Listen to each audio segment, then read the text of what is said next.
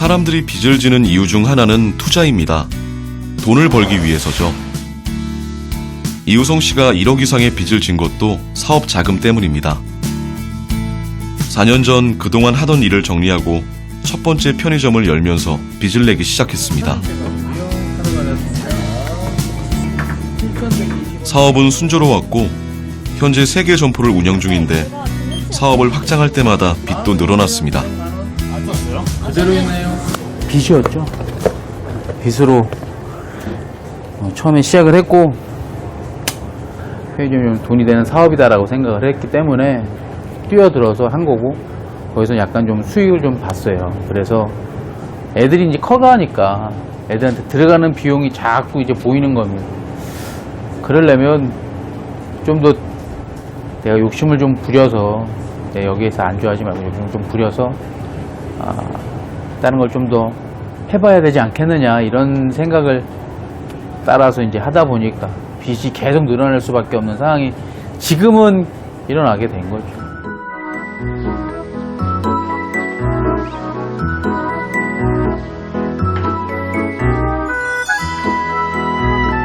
그동안 이우성 씨 부부는 빚을 갚는 걸 최우선순위에 두고 살았습니다. 이 집만 해도 주택융자 대출 다 갚고 나서 부모님과 살림을 합친 겁니다. 드디어 빚 없는 홀가분한 생활을 시작하는가 싶었는데 다시 빚이 시작된 겁니다.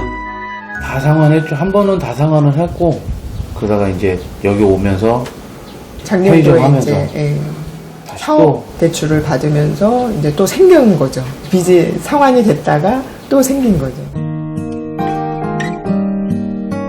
빚을 내서라도 사업을 시작하는 것이 이익이라는 판단이었습니다.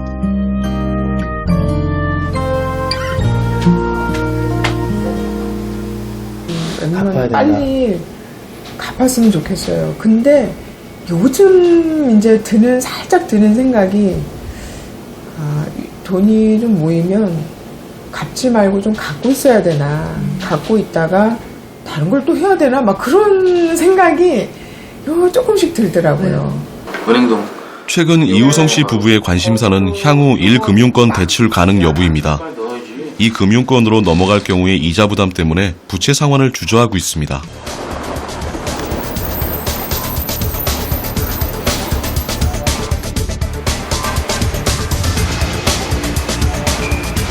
중앙은행의 기준금리 인상 혹은 인하는 내 빚의 크기를 좌우하는 결정적 요인입니다. 네, 여러분 결과를 다 알고 계시겠지만 오늘 금융통화위원회는 한국은행 기준금리를 현재 1.50%로 유지하기로 결정을 했습니다.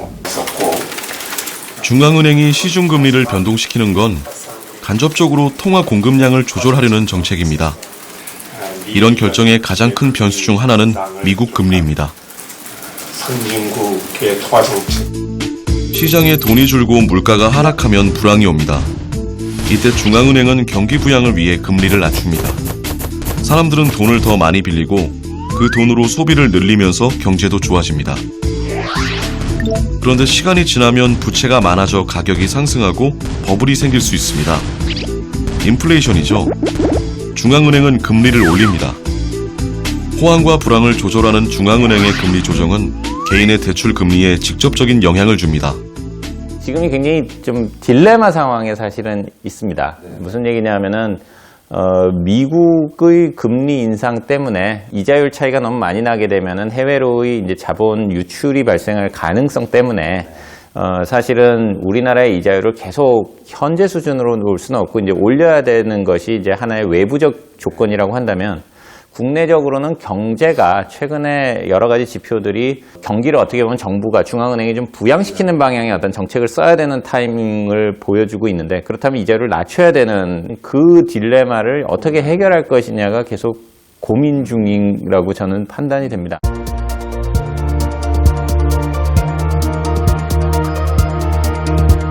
장기간 초저금리를 유지하던 미국이 2018년 들어 세 차례나 금리를 인상했습니다.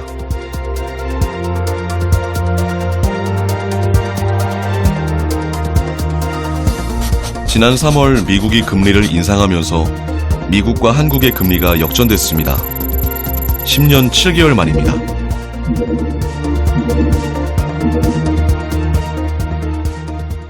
Most recently, we've been growing very rapidly, over 4%, and this quarter probably still over 3%.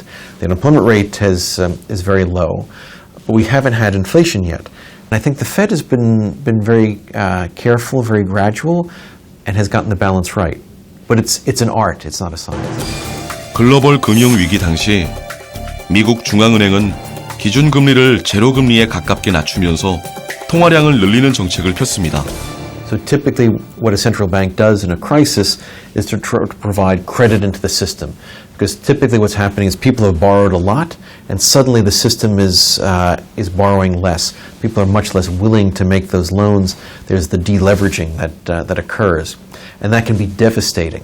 So to try to prevent as many bankruptcies, to try to prevent as much unemployment, the central bank can provide more credit during that time period to try to cushion the blow. It's not going to stop a downturn, it's not going to stop a panic, but it can make the consequences much less devastating for the economy.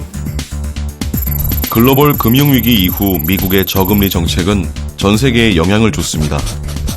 저금리 10년 동안 우리 가계부채도 2배나 폭증했습니다.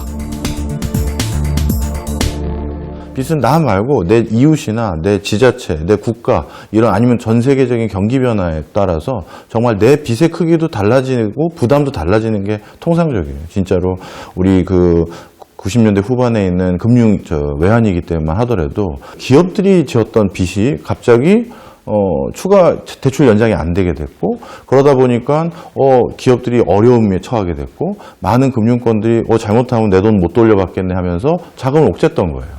그렇게 해서 기업들의 부실이 생기고 났다 보니 그 과정에서 그 당시 진짜 이자율 한 20%까지 갔었죠 그때. 저희가 그때 시중이자를 20%. 네, 그러니까요. 갑자기 나는 한 5% 6% 정도로 늘 갚아가야지 계획했던 사람이 이자율 한 20%가 갑자기 내 잘못이 아니라 기업의 빚이 문제가 돼서 그래서 커졌으니 이건 내 잘못이 아닐 수도 있죠 원초적으로는. 그래서 내 빚은 내 이웃에 의해서도 결정이 된다. 저는 그런 말씀을 드리고 싶어요.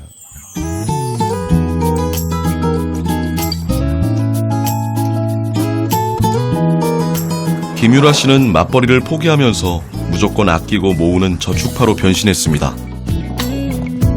그리고 은행원 출신의 경험을 살려서 조금이라도 수익률이 좋은 저축과 투자 상품을 찾아내 활용했습니다.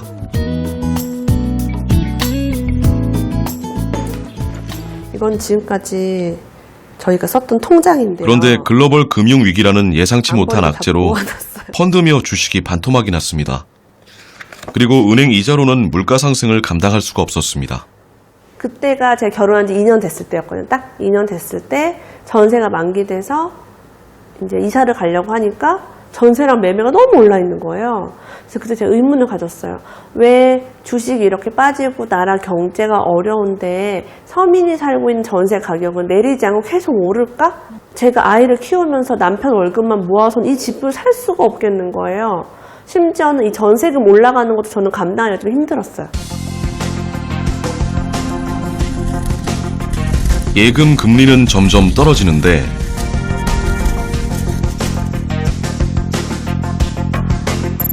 집값은 반대로 치솟았습니다.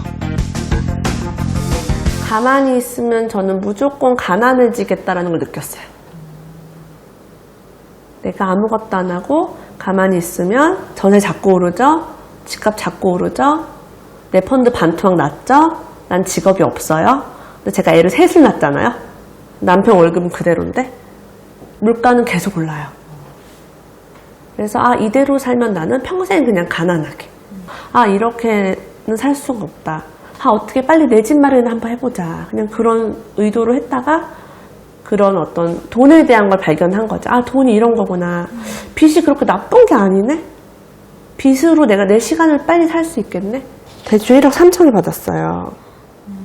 그러면 제 돈이 7천만 원 들어가잖아요. 네. 근데 여기에 월세를 5천에 50을 받아요. 월세 50만 원을 받아서 대출이자 30만 원을 갚으면 20만 원이 남습니다. 은행 이자보다 높은 수익률입니다. 1년이면 240만 원의 수익이 생기는 겁니다. 저금리 시대의 김유라 씨의 레버리지 활용법입니다. 그런데 금리 인상을 대비해 그녀는 계획을 수정했습니다. 부동산을 처분하고 빚의 규모도 줄이는 중입니다. 저는 앞으로 금리가 오르는 거 이제 알고 있잖아요. 지금 미국이 올해 거의 뭐 1% 가까이 올렸고 내년에도 그 정도 올릴 가능성이 있어요. 그래서 빚을 5억밖에 안 진 거예요. 빚은 온전한 나의 선택인 것 같지만 사실은 경제 흐름 속에서 선택된 경우가 대부분입니다. 개인이 그 거대한 흐름을 바꿀 수는 없습니다. 그렇지만 지금 나의 빚이 어디쯤 위치하는지는 알아야 합니다. 그래야 나의 빚이 어떻게 변화할지 예상할 수 있기 때문입니다. 어떤 나라에서 예를 들면 외환이 갑자기 부족한 상태가 되면 금융시장들의 상당한 불안 요인이 생길 수도 있고요. 글로벌 금융위기가 같은 상황이 생기면서 다른 나라의 투자자들이 우리나라에서 자금을 급격히 빼내가는 현상이 생겨도 위험이 생길 수 있고요. 다양한 거시적인 충격이 가해지는 경우에 합리적으로 투자를 하고 부채를 일으킨 분들도 오히려 어려움에 처할 수 있기 때문에 이런 요소들을 관리하는 거시적인 정책들은 함께 중요하다고 볼 수 있겠습니다.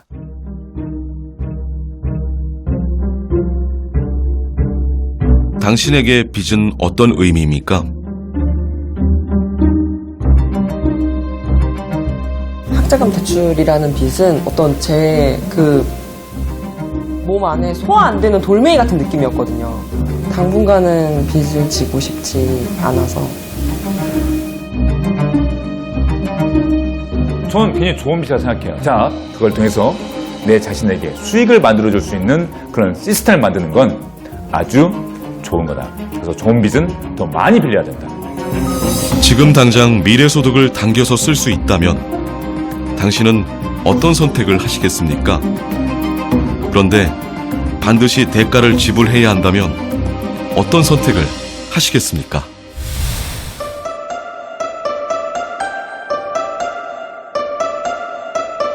인생을 완전히 블랙터널로 집어넣었다고 봐야지. 블랙터널. 빠져나올 수 없는 늪이라 그럴까요? 조금 괜찮아졌네 하고 이제 움직이면 움직일 수가 없는 거죠. 오히려 더 빠지고. 빚은 마약이에요. 네, 빚은 마약이라고 할 수 있어요.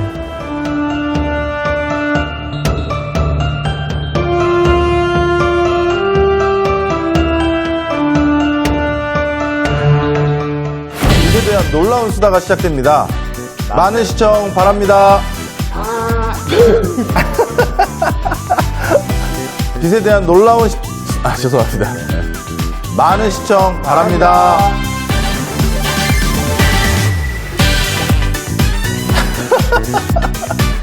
12월 3일, 4일, 5일 빚에 대한 놀라운 수다가 시작됩니다.